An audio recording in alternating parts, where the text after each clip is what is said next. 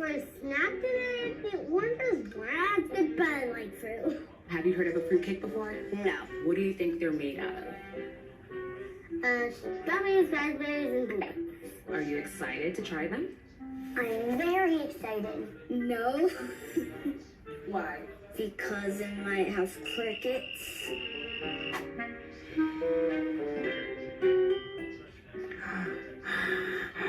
What does it look like to you? A big bowl of dirt. It smells like a blueberry pancake and strawberry. Oh no.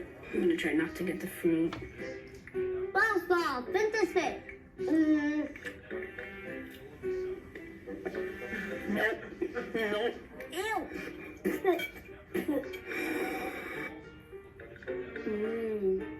Tasty, yummy, and it makes my belly feel super happy. Hey everybody, and welcome to Glenn's Kitchen. This is Glenn's Gourmet Eats. Today we're going to be doing something a little bit different for Christmas. As you've seen in the video, fruitcake has two different sides. You either love it or you hate it. But I think for the most part, it gets a bad rap. So today we're going to make a fruitcake, but we're not going to be using that sugary fruit, those big cherries and stuff. We're going to be using some real fruit. And it's actually more of a fruit bread than it is a cake. So let's get started. Okay, in this bowl here, I've had sitting for a couple hours. It's best to go up to 24 hours. The more you let it sit, the better it is. But I have 1 cup of golden raisins, and I can find my box here. So I just use 1 cup of that. I have 1 cup of currants, and currants are like raisins. You get them in the raisin aisle, and this is what they look like. So that's 1 cup of that. I have a 1/2 cup of dried cranberries, and I got the Ocean Spray cranberries dried. Oh, yeah, that's cranberries. Good. I'm getting my things mixed up here. I have 1/2 cup of dried blueberries and 1/2 cup of dried cherries. And I don't know if I can find that one. There it is. Yep. 1/2 cup of dried cherries. We have 1/2 cup of apricots, and they're dried as well, but I had to, they come in whole pieces like this, so I had to chop them into chopped size pieces that equal the raisins and everything like that. And the last ingredient I have in here is 1/4 cup of candied ginger. And let me see if I can dig that up somewhere. Yep, I put it over here. And that comes in a little box like this, and it looks like this. And again, I had to chop these up. So that's all this fruit has been sitting in the 1 cup of rum, and I'm using a golden rum, not a white rum or a spice rum. It's called gold rum. You can see the gold to it. And like I said, it's been sitting there for a good amount of time now. I like to actually go up to 24 hours, but we're not going to get that today. So I think we've got it pretty much mixed in there. So let's get started with the rest of the ingredients. Okay, in this pot I have 1 stick of butter and 2 tablespoons, and I'm just going to turn the heat to medium, and just going to let that melt down a little bit. So we'll let that melt and come back. Okay, our butter is almost melted. So to this I'm going to add 1 cup of sugar, 1 cup of apple cider. If you don't have apple cider, you can use apple juice. Preferably unfiltered apple juice is the best. And then we have the spice mixture. And this I have a teaspoon of ginger, a teaspoon of cinnamon. I have 4 whole cloves that I grinded. If you don't have whole cloves, you can use 1/8 of a teaspoon of ground cloves. And 6 cloves of allspice, or 6, I guess you call them cloves, of allspice. And that comes down, if you grind them yourself, it comes down to about 1/4 of a teaspoon. So I'm going to add that to the mixture here.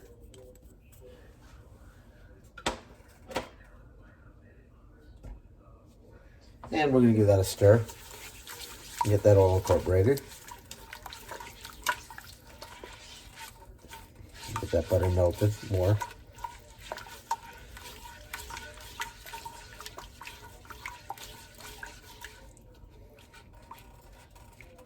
There we go. And once that butter's melted, we're gonna now add our fruit, which has soaked up most of the rum here. There's not too much rum left over, but whatever is in here, you can definitely put into the pan here. It's gonna add a lot of flavor.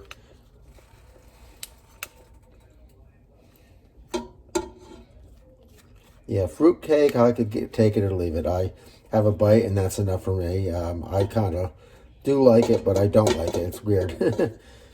But, all right. I think we got it all in there. So I'm going to give this a stir. And we're going to let this come to a boil. And when it comes to a boil, I'm going to turn it down to a simmer and let it simmer for about 15 minutes at that point. So we'll come back when it's at a boil and I'll turn it down, and then we can come back when it's simmering.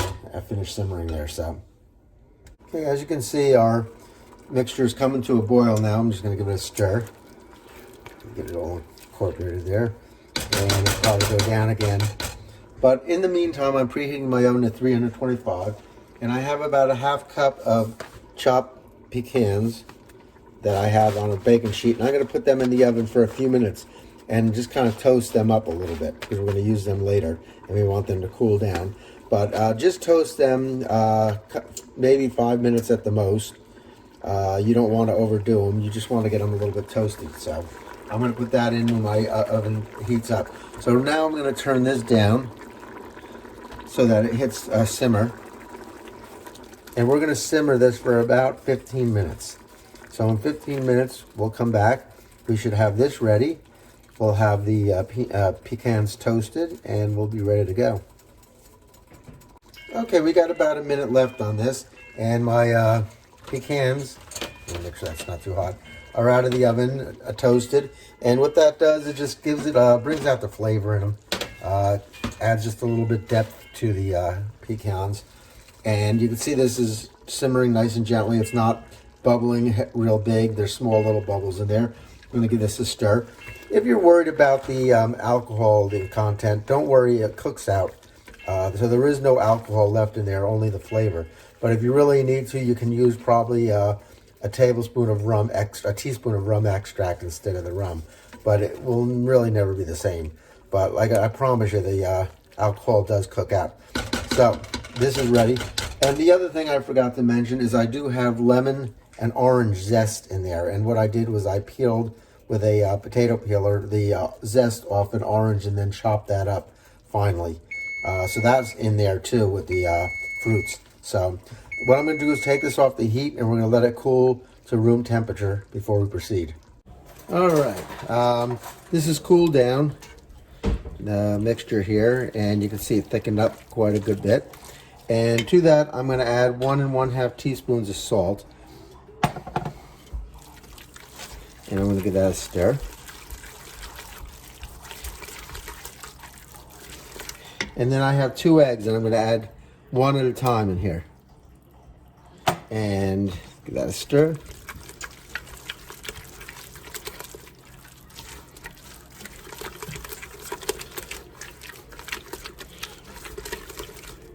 And we'll add the other egg.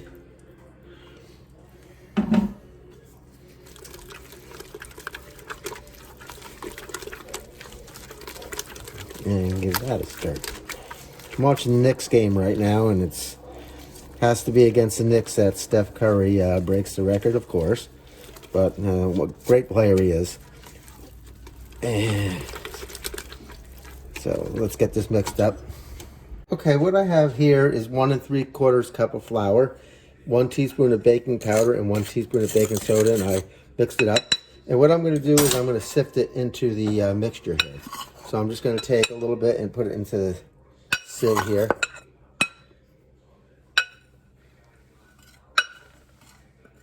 Just like that. There we go. And we're just going to get it all in there. And then we're going to get that mixed up. Perfect. And that will be our batter. Once we get this all incorporated in there.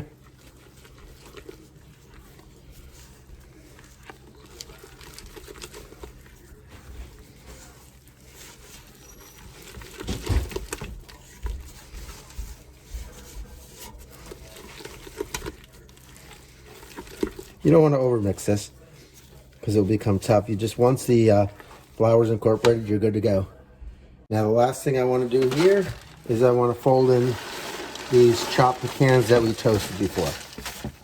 So I'll get those in here. And we're just going to fold them in gently. We're not going to really mix them in. Just until they're incorporated. And they're equally dispersed amongst the batter here.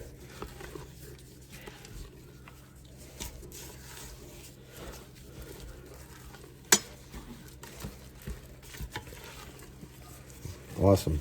I think we're ready to go.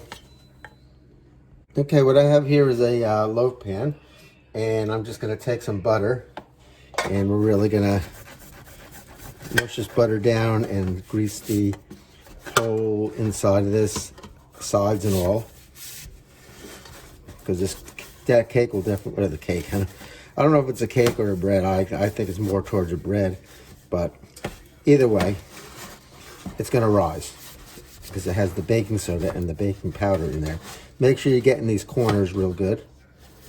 And once we do this, we're going to spray it down with some baking pan. And again, I think I told you, but that is a non-stick spray that has some flour in there, which will also inhibit the sticking. So once we get this good and greased up, I'm going to wash my hands. All right, I have my pan here. It's pan baking. And I'm just going to liberally spray the pan down the sides.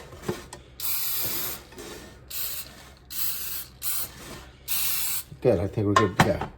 And then we're going to lastly, move that back, pour our batter into the pan here. So let me get this going. There we go. It's a heavy batter. All right. Gonna scrape the rest of that out of there.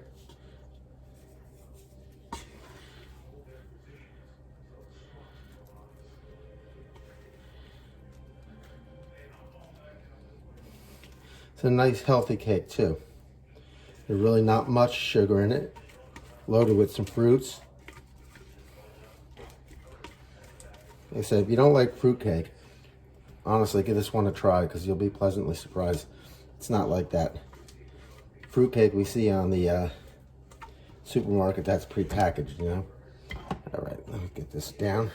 All right, and I'm just gonna spread this into the pan evenly. Get to the corners there.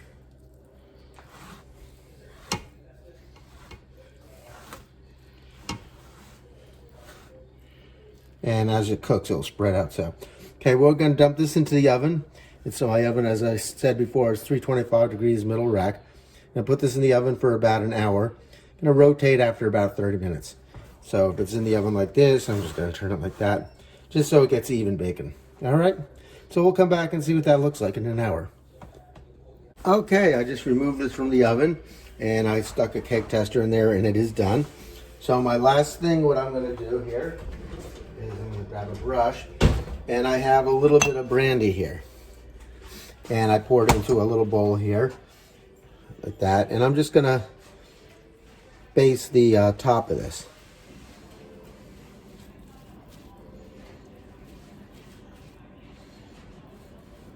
And let that soak in there a little bit. Just keep the top moist, that's all I'm trying to do.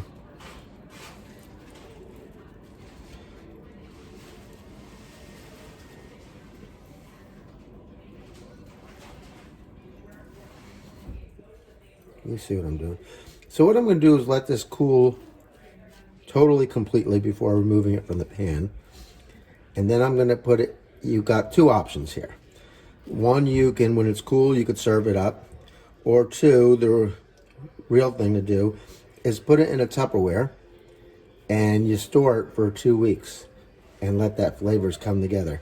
And every day or every other day, you take this and you just coat it with the brandy on, and you would do all sides at that point because it would be open. So let's see here. So that's how you do this. Like I said, it's two options here. You can eat it once it's cooled down after removing from the pan, or you can store it in a Tupperware for 2 weeks, basting it with brandy every day or every other day. Okay, so I'm going to let that cool completely, and that's it. And I leave you with a very Merry Christmas if I don't get any more videos in here, and leave you with the verse, the greatest Christmas verse ever. For God so loved the world that he gave his only begotten Son, that whosoever shall believe in him shall not perish but have life eternal. God bless until we meet again. Hey all, just a quick ending video. Just want to show you the inside of that fruitcake that we made yesterday. It looks great. I had a taste of it this morning. It's great. I'm going to wrap the rest of this up in a Tupperware, as I said, and every couple days I'm going to brush it down with some of that brandy on all sides, and it's going to be really good. But that's what it looks like.